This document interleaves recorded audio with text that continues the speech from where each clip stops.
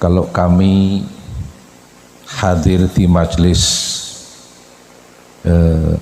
pesantren kayak gini, haflah tasyakur lil ikhtitam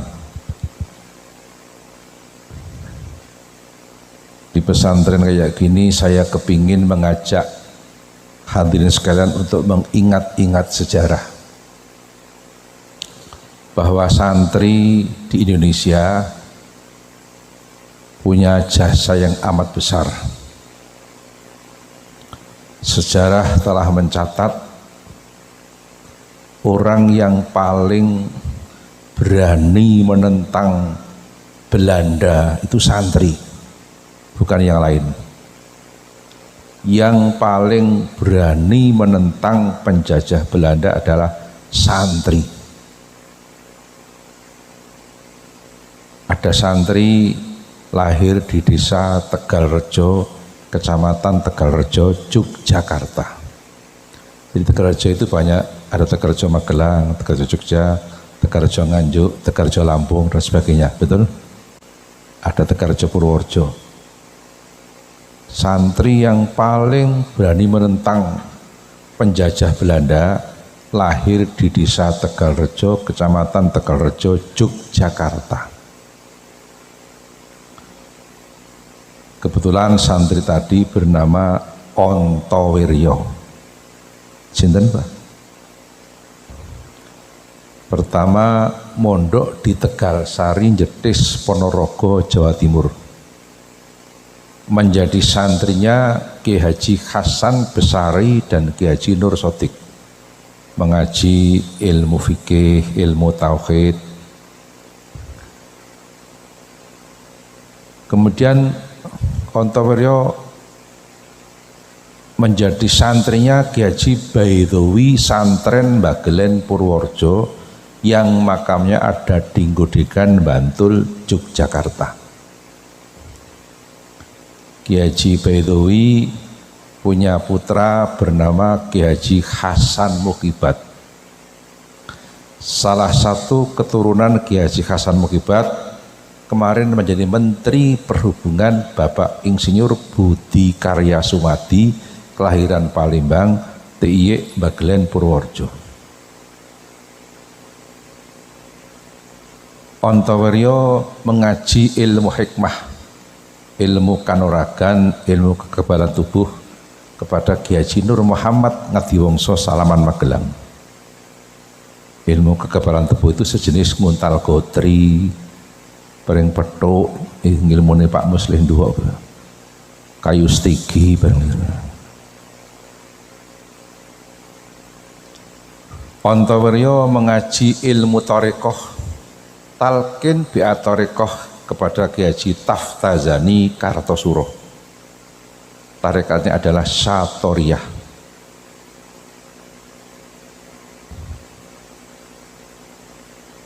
Di Ontowiryo ngaji ilmu tasawuf kepada Ki Taftazani, ilmu kanuragan pada Ki Haji Nur Muhammad Ngadiwongso Salaman Magelang.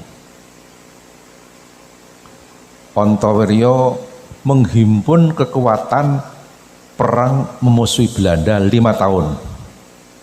1800 langkung dumugi 300. Walaupun cuma 5 tahun, bikin pusing pemerintah Hindia Belanda. Uang kas pemerintah Hindia Belanda habis. Belanda punya hutang luar negeri gara-gara menghadapi Ontowiryo. Ontowiryo wafat dan dimakamkan di Makassar, ujung pandang dekat Pantai Losari. Sudah pernah ke Pantai Losari, Pak? Saya sudah. Ikan kerapu di Pantai Losari paling enak se-Indonesia. Kata anak-anak musisi, konon Pantai Losari itu pantai bertemunya Daeng Lala dan Elvi Sukaisih. Ketemu di situ untuk memadu janji, tapi akhirnya Daeng Lala ingkar janji, pindah ke tanah Jawa. Elvi Sukaisih menangis meraung-raung kesakitan karena ditinggal oleh Daeng Lala. Itu kan cuma lagu, judulnya Sumpah Benang Mas. Ontoweryo oleh pemerintah namanya dijadikan nama kampus negeri di Kota Semarang, di Tembalang dan Peleburan. Bahkan oleh pemerintah Ontoweryo namanya dijadikan nama Kodam Jawa Tengah dan Yogyakarta. Ontoweryo patungnya numpak jaran nganggo jubah serbanan ono kerise dipasang teng alun-alun Kota Magelang.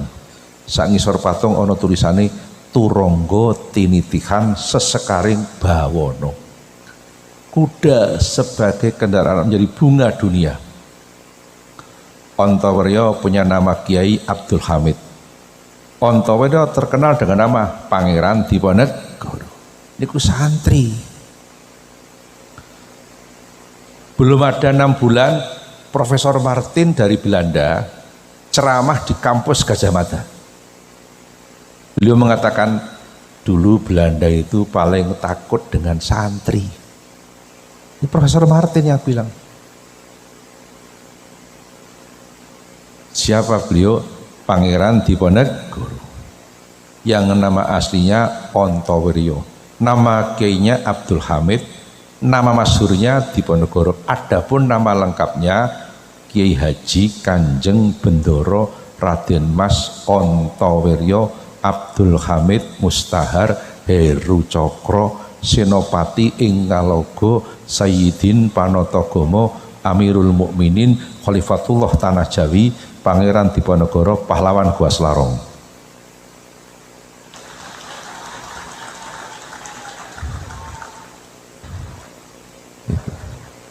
Terima kasih anak-anak. Kan anak didik, tidak ada bapak didik itu istilah pendidikan. Walaupun bapak berusia 60 tahun, guru berhak menyebut anak didik. Betul? Itu istilah pendidikan.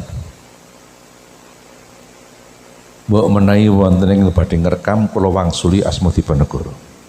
Diponegoro kan orang soleh. Keturunan Diponegoro banyak menjadi ulama besar. Di antaranya Simbah Ki Haji Abdul Malik Kedung Paruk Sokaraja Banyumas. Di antaranya Simbah Ki Haji Badrus Soleh Arif Purwasri Kediri. Di antaranya Simbah Ki Haji Zikron Abdullah Pedurungan Semarang, dan masih banyak lagi. Diponegoro. Ada yang mau merekam enggak? Saya ulangi nama Diponegoro. Diponegoro orang soleh itu disebut namanya Allah turunkan rahmat. Maka Nabi mengatakan, idza dzukira sholih nazilatir rahmah. Ketika ada orang soleh disebut namanya Allah turunkan rahmat. Ada yang mau ngerekam enggak ini? Wonten mboten? HP siap. Siap 86. Kula wangsuli asma Diponegoro komplit. Gus Khalid ngerekam. Nuwun sewu. Kiai Haji Kanjeng Bendoro Raden Mas Ontoweryo Abdul Hamid Mustahar Heru Cokro Senopati ing Ngalogo Sayyidin Panatagomo Amirul Mukminin Khalifatullah Tanah Jawi Pangeran Diponegoro Pahlawan Gua Selarong. Apal? Paling apale mung Gua Selarong tok. Jangan diganti Selarang. Kalau Selarang itu Banyumas, kalau Selarong itu Bantul. Maka kalau Bapak berkesempatan berkunjung ke Kota Magelang, melihat kamar Pangeran Diponegoro di kantor Eks-Karsidenan Kedus BPKRI pertama. Diponegoro punya 3 peninggalan. Pertama, Al-Quran. Yang kedua, tasbih.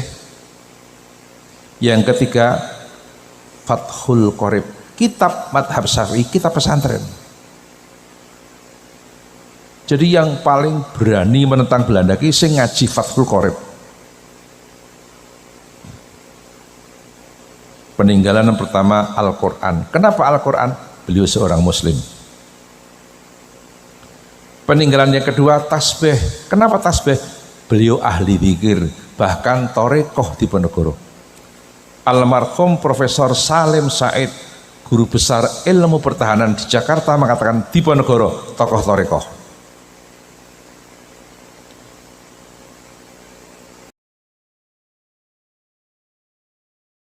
torekoh se-Indonesia di Pondok Pesantren Tegalrejo sini.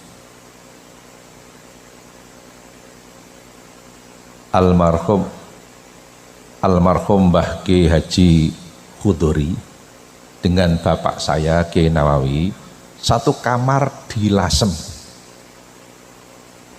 satu kamar sama Kiai dari Buntet Kiai Cirebon Yahawi Mbah Khudori Mbah Nawawi satu kamar di Lasem.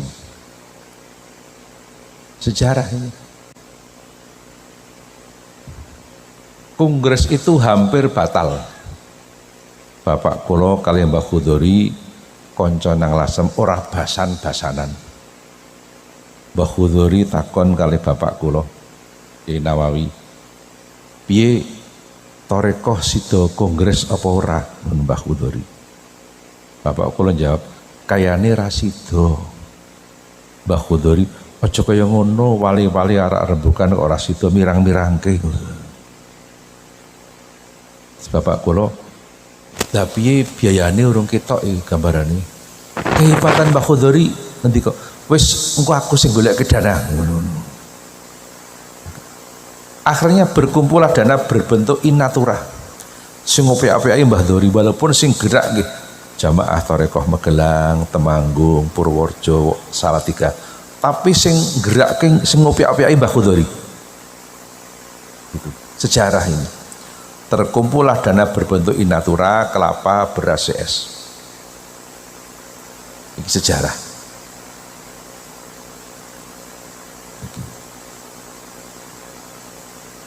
Diponegoro menika ngaji kitab Fathul Qorib, maka Diponegoro bermadhab Syafi'i.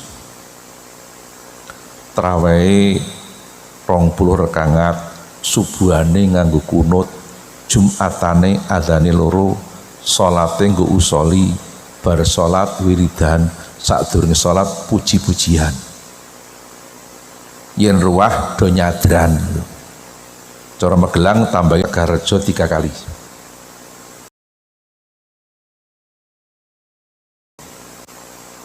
Mbah Khudori dulu pernah ngendika gini,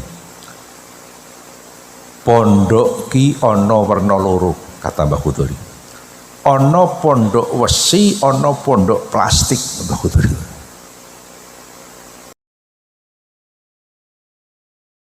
Ini pondok pesantren di dalamnya Fathul Qorib, Fathul Wahab, Amriti, Aqidatul Awam, Fathul Wahab dan seterusnya. Itu pondok wesi, pondok asli. Yen pondok plastik, kata Mbah Khudori, hati-hati. Apalagi cari yang gak tahfidz gitu. Banyak sekarang, hati-hati. Kalau bapak mau kirim anak ke tahfidz, tanya dulu sanad yang masyhur di Asia Tenggara. Ini lewat Simbah Kiai Haji Krapyak, siapa? Mbah Kiai Munawir Krapyak. Satu-satunya muridnya Mbah Munawir Krapyak yang sab'ahnya sempurna adalah Mbah Kiai Haji Arwani Kudus. Ini sejarah.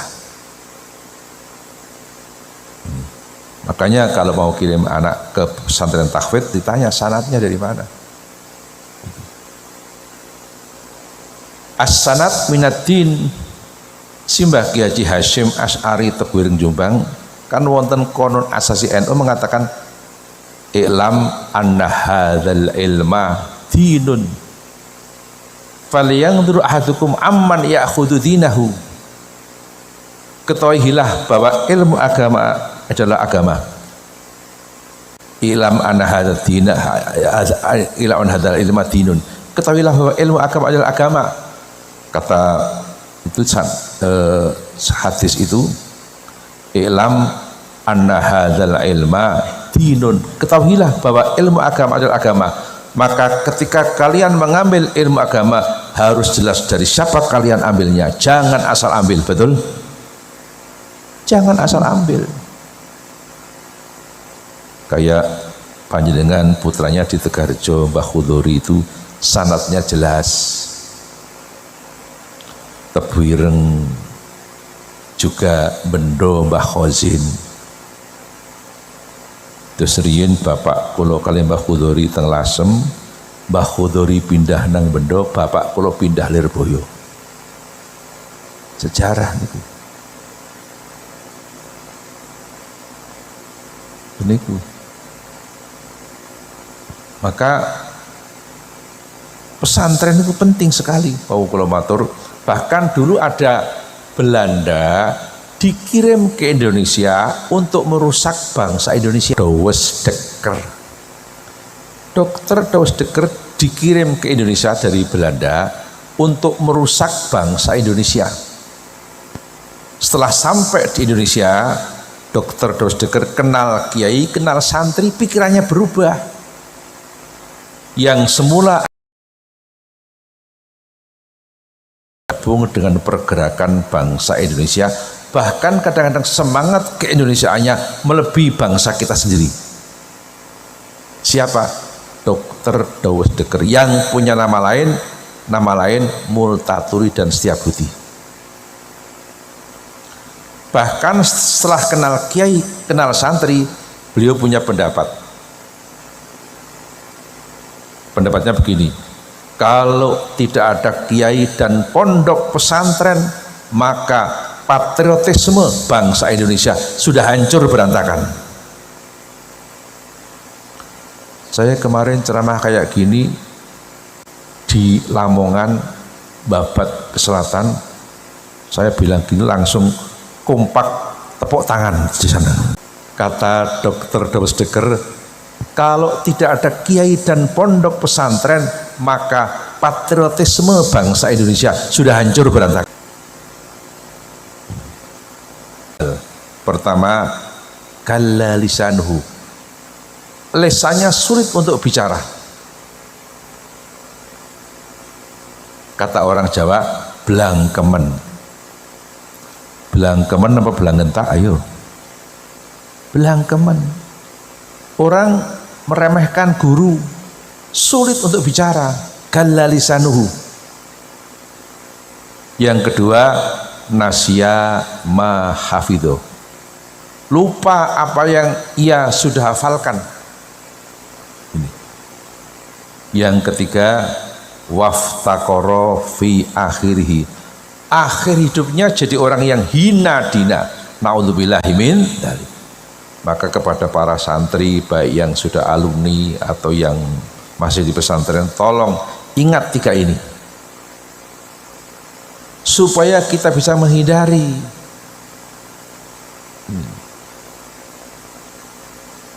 ini ilmu pesantren. Maka kita kepingin dapat barokahnya dari para guru-guru kita. Syekh Muhammad Nawawi bin Umar At-Tanara Banten mengatakan, al barokatu ma'a akabirikum, berkah itu adanya dengan para akabir. Siapa akabir? Al akabir hum al ulama, kata Syekh Nawawi Banten. Akabir adalah para ulama.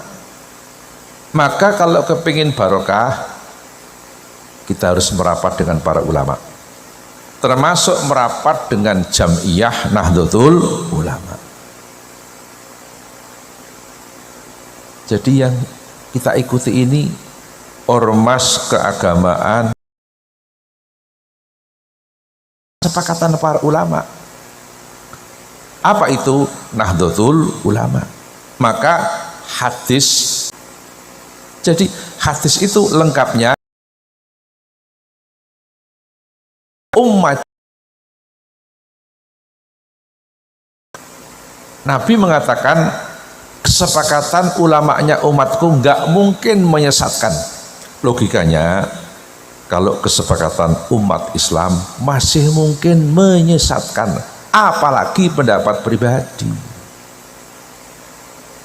Maka yang kita ikuti adalah kesepakatan ulamanya umat Islam, bukan kesepakatan umat Islam. Hari ini banyak ormas keagamaan yang mendirikan bukan kesepakatan para ulama. Tolong hati-hati, jangan ikuti. Banyak sekarang ini. Makanya jangan sampai berpisah dengan Nahdlatul Ulama. Apalagi jenengan Santi Tegarjo Mbah Kudori itu sanadnya Bukhari dari Mbah Hashim Asy'ari Tebuireng Jombang. Jelas ini.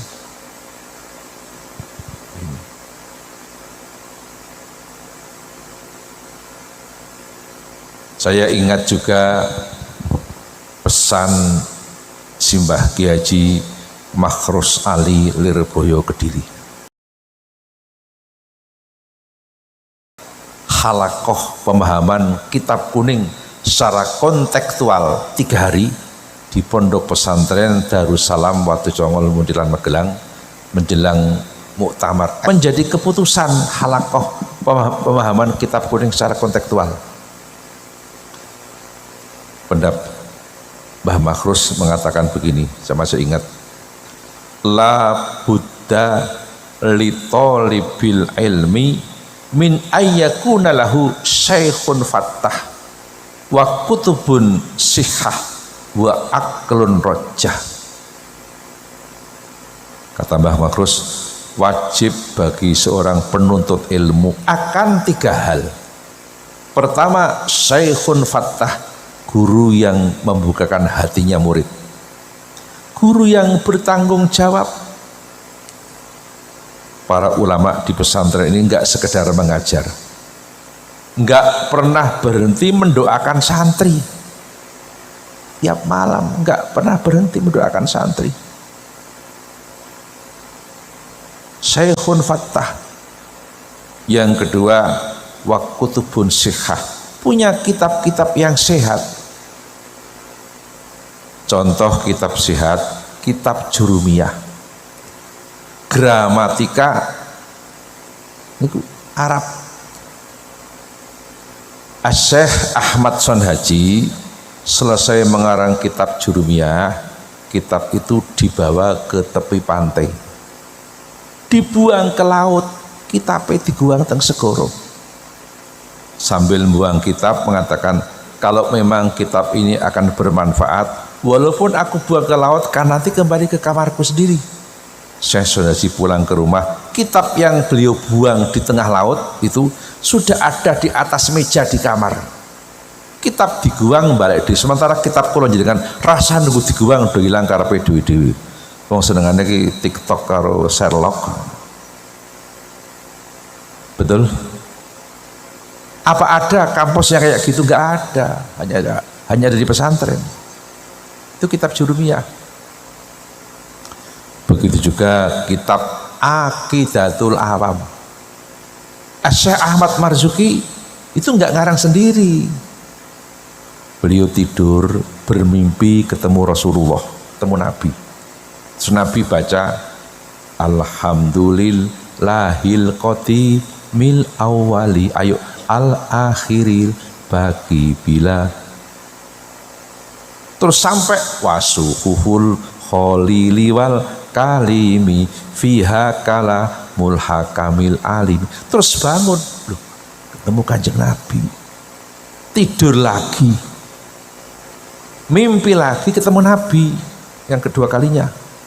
Nabi berpesan, apa yang aku baca tadi tolong tirukan, kembangkan di tengah-tengah masyarakat. Maka pesantren-pesantren besi seluruh Indonesia nggak berani meninggalkan kitab Aqidatul Awam. Ini kutubun sihah.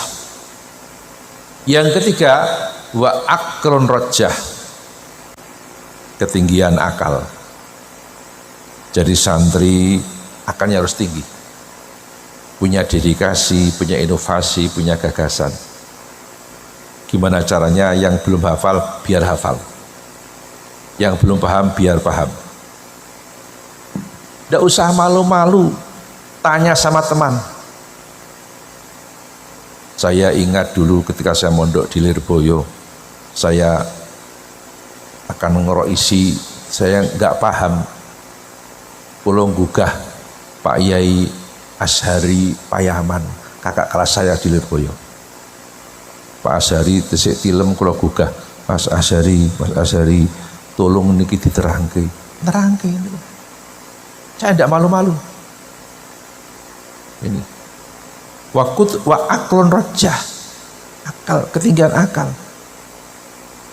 Itu maka santri saya minta terus terang saja kudu duwe gagasan, inovasi. Tapi kebaikan lama dan bijak. Makanya jangan pernah lepas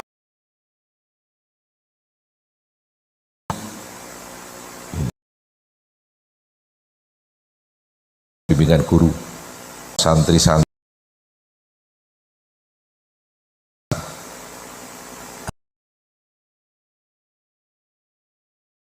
ini. Dan ini konsep keberhasilan min yaumina hadza. Pak Nas, ini sudah malam ya Pak Nas ya?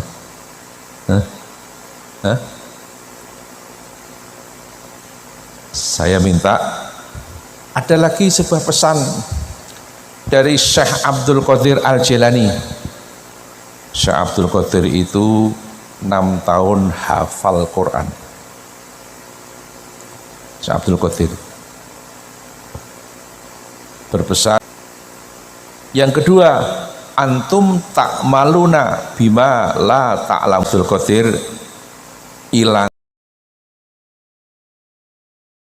perkara.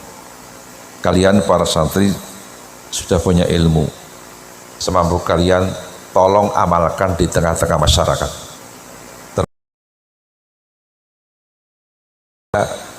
Alma mater langi agama siji ngilmu tanpa ngamal. Ngilmu tanpa ngamal cara santri jenengane ngomel. Betul? Yang kedua, ngamal tanpa ngilmu. Itu jenengane ngawur, betul? Ada orang yang ngamal tanpa ilmu, menyimpulkan sendiri. Krungu wong ngaji jare syarate sesuci kudu banyune ki 2 kulah. Pas melaku-melaku mandek arep wudu sak kumplite mlebu nang kamar mandi kok kulahe mung siji, nyimpulno dhewe kok mung siji, jane kan kudune kan 2 kulah ngono lho. Yo ora sida wudu. Itu kan ngamal tanpa ilmu. Itu betul-betul terjadi kayak gitu itu. Padahal 2 kulah kira ukurannya bukan fisiknya kan begitu. Ilmu tanpa ngamal, ping kalih ngamal tanpa ngilmu, ping 3 kowe ra gelem ngawruhi perkara-perkara sing durung kok ngerteni. Ra gelem nambah ngaji. Yang keempat, antum tamna'unan nasa min ta'allumi ma la ya'lamun. Hadza qaulu Syekh Abdul Qadir Al-Jilani. Yang keempat, kowe ngendon-ngendoni wong sing do mangkat ngaji. Ki mundure, bukan malah mundur, hilangnya agama.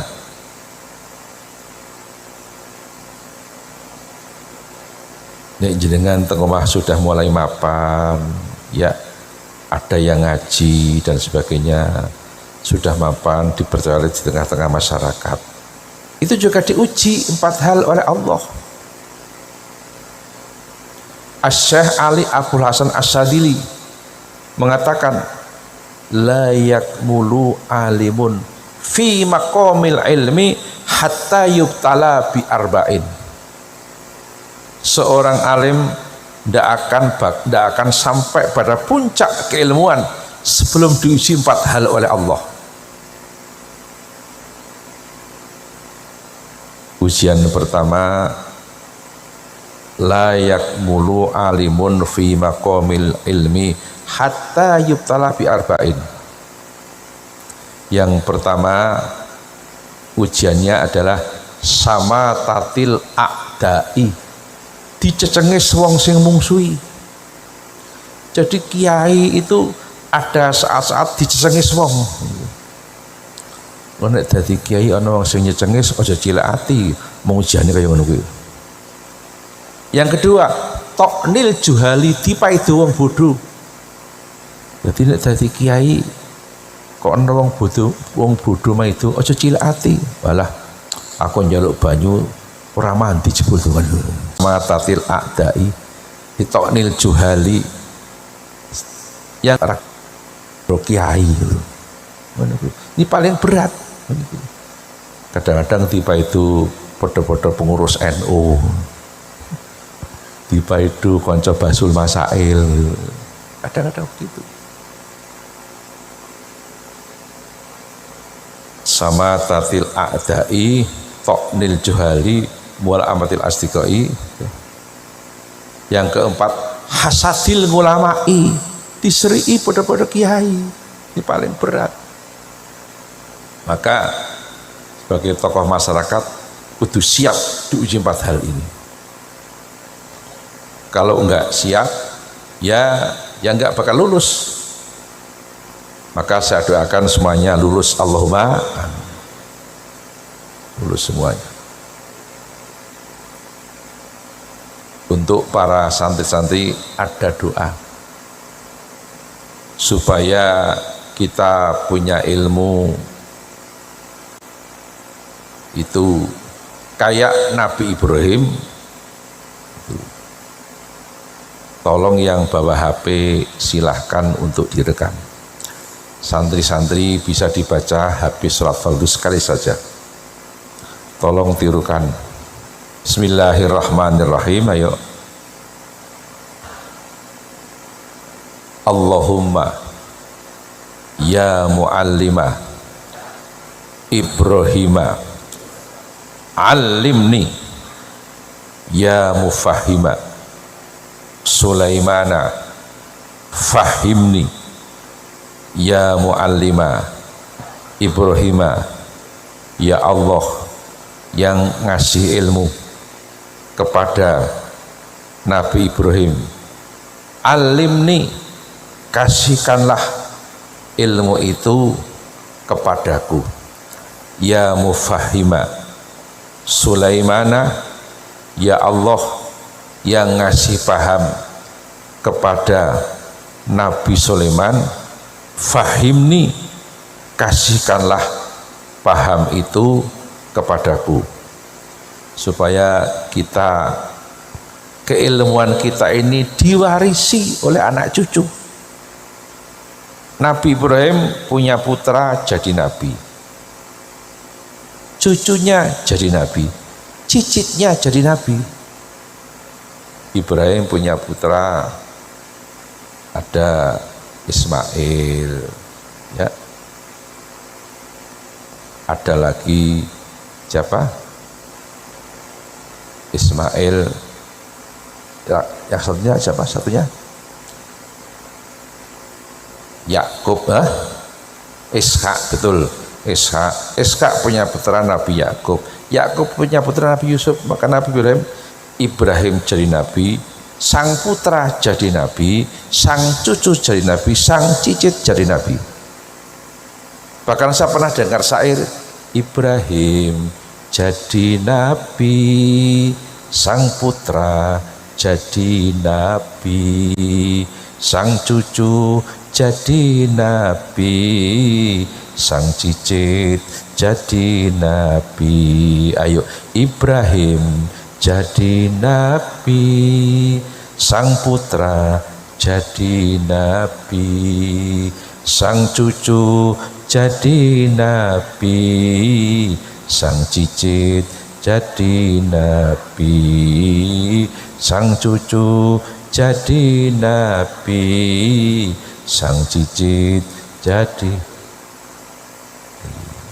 Nabi Ibrahim punya putra tadi Nabi Ismail dan Nabi Ishak. Ishak punya putra Yakub jadi nabi. Yakub punya putra Yusuf jadi nabi. Mungkin jenengan jadi santri, putrane ya santri, betul? Amin. Putune ya santri, buyute ya santri terus. Yang kedua, punya pemahaman kayak Nabi Sulaiman. Nabi Sulaiman itu oleh Allah dikasih pemahaman, enggak cuma paham dengan bahasanya manusia, maaf, dengan bahasanya hewan Nabi Sulaiman ngerti. Kok ada kambing masih berembuk, Nabi Sulaiman ngerti bahasanya kambing, bahkan ngerti bahasanya semut Nabi Sulaiman itu. Ini penting sekali. Ini maaf, intel itu perlu ilmu Nabi Sulaiman. Dibaca ini. Ya mu'allima Ibrahima alimni, ya mufahima Sulaimana fahimni. Tolong Pak Ibu dan para santri dibaca habis sholat fardu sekali saja, nggak apa-apa. Pak Nas, kayaknya itu saja yang perlu saya sampaikan. Yang penting mudah-mudahan masuk hati. Ini bulan Muharram. Jadi wong Jawa ngarani bulan Muharram ki bulan Suro. Suro itu diambil dari Asyura. Itu kebijaksanaan. Barangkali itu saja yang perlu saya sampaikan. Mudah-mudahan ada guna dan manfaatnya. Terima kasih atas segala perhatiannya. Mohon maaf atas segala kesalahan dan kekurangan.